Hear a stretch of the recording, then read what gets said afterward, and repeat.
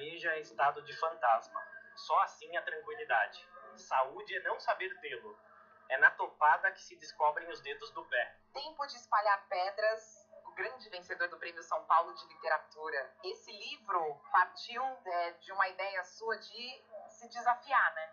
Sim, porque o meu romance anterior, Não Com o Nome do Menino, ele era um romance urbano, cosmopolita e intelectualizado, no sentido que tinha muitos escritores, muitas referências.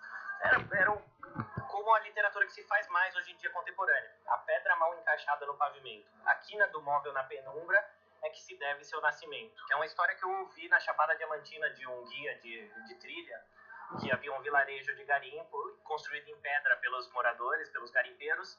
E a partir desse momento, como você disse, em que os diamantes começaram a rarear ao redor do vilarejo, e desesperados pela riqueza, né, e riqueza rápida, eles se deram conta que talvez o único lugar onde os diamantes ainda estivessem era no solo onde estava a própria vila, no solo das próprias casas, na praça, na ruelinha, e começaram a garimpar a própria vila até a destruição total.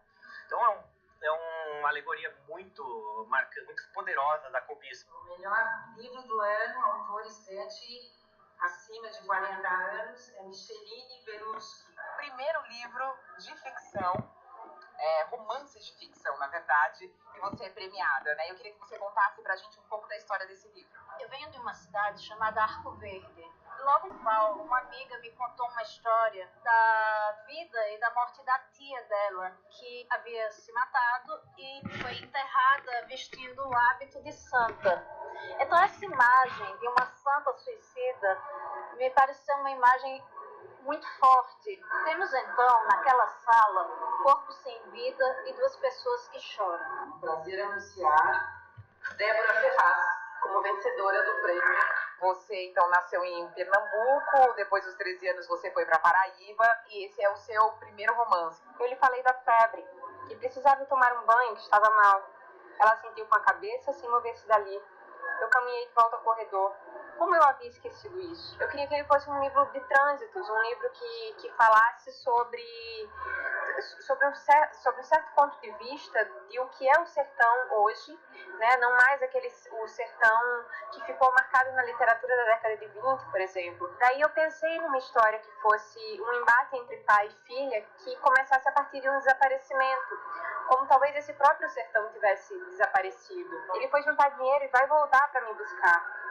Ela havia ficado condenada a esperar por um salvador. Você acha que a gente tem pouca diversidade hoje na literatura contemporânea de vozes? Hoje, por coincidência, 3 autores, eu moro em São Paulo inteiro, mas eu sou do Rio Grande do Norte, e os 3 autores são nordestinos.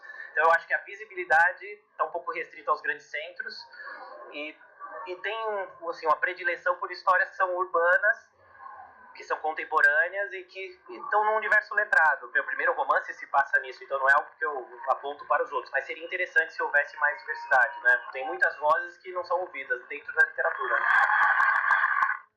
As histórias de imigrantes nordestinos que vieram tentar a vida em São Paulo estão na peça Ao Pé do Ouvido, dirigida por Zé Henrique de Paula. São 7